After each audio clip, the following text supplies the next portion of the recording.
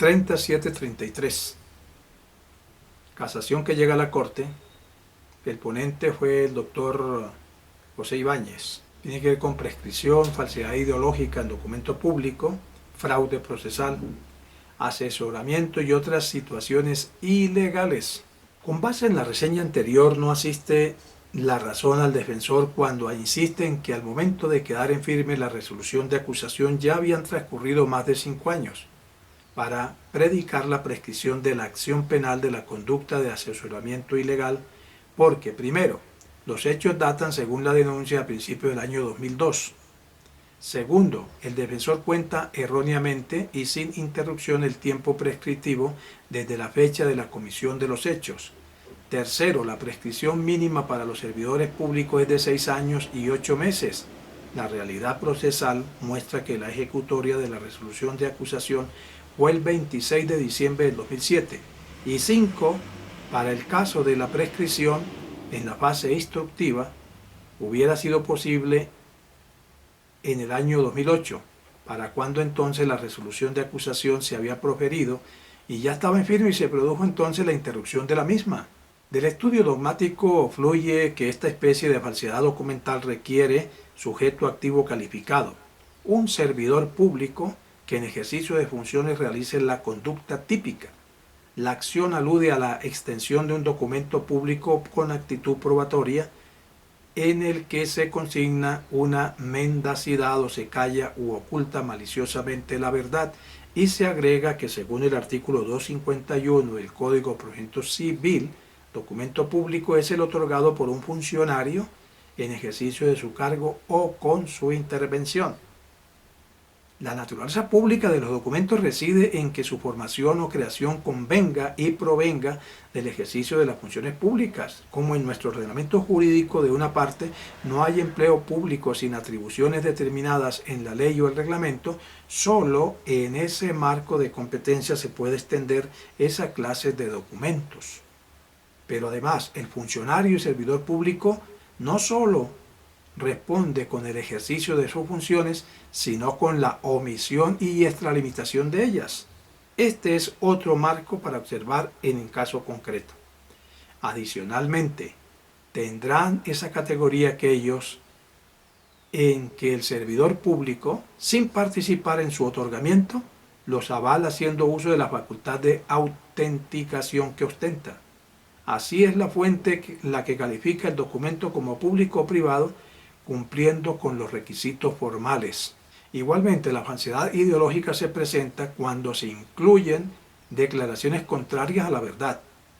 El documento es verdadero en su forma y origen, pero mendaz en su contenido por exhibir manifestaciones falsas acerca de la existencia de un acto o de un hecho.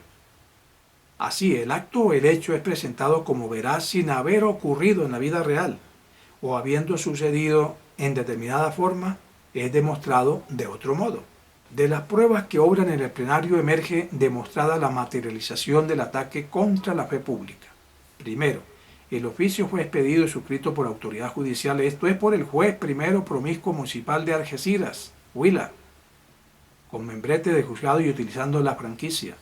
Segundo, el juez expidió un documento público para obtener la corrección de un registro civil de nacimiento a efecto de hacerlo valer como prueba dentro de un proceso de sucesión que, obvio, no se encontraba en trámite dentro de su despacho.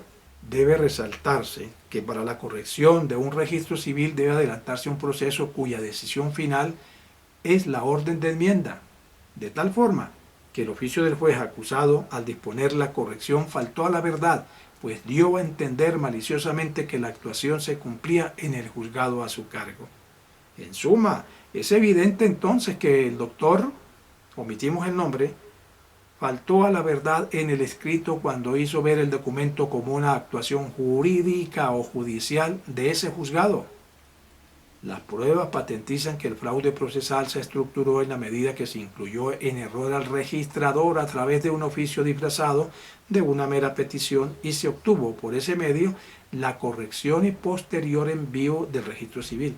Vale decir, el oficio fue mecanismo idóneo que influyó en error al destinatario a tal punto que dio cumplimiento a lo solicitado bajo la creencia de estar ante una orden judicial, como lo advierte con claridad en su declaración el señor registrador del municipio de Arbeláez.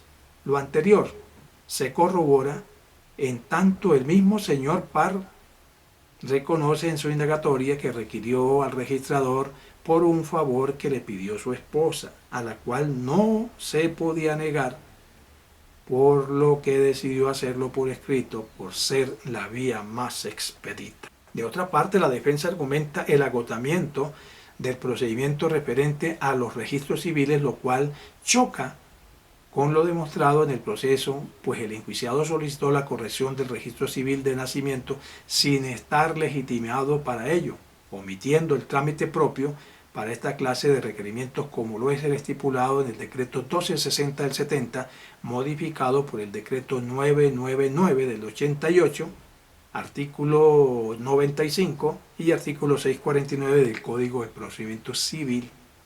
Aunque la defensa manifiesta que el implicado redactó la minuta en su tiempo libre, en su computador personal, y que su confección no es un asunto judicial, administrativo ni policivo, esto no desnaturaliza su responsabilidad ni puede aceptarse como justificación, pues el simple hecho de estar investido de las cualidades propias de un servidor público le inhabilitan en cualquier modo, tiempo y lugar para presentar, litigar, gestionar y asesorar en asuntos judiciales, administrativos o policivos. La estructura del tipo penal, que se sujeta a la idea básica de sancionar al servidor público, cumple varios supuestos. Primero, que presente o asesore a otra persona o que gestione o litigue en causa propia o ajena.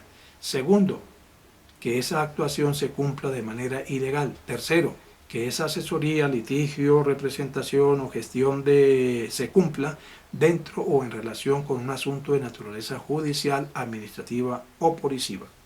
En el caso bajo el estudio es evidente que la actuación del procesado se enmarca en una asesoría en causa ajena, en contravía a la exclusividad que debe caracterizar a la administración de justicia.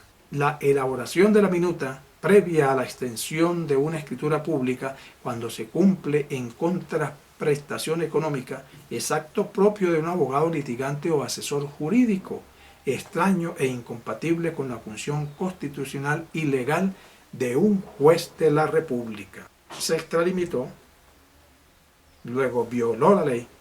Hay otro caso que está en la sentencia 18654 del 2004, donde también se sentó precedente por parte de la Corte Suprema de Justicia.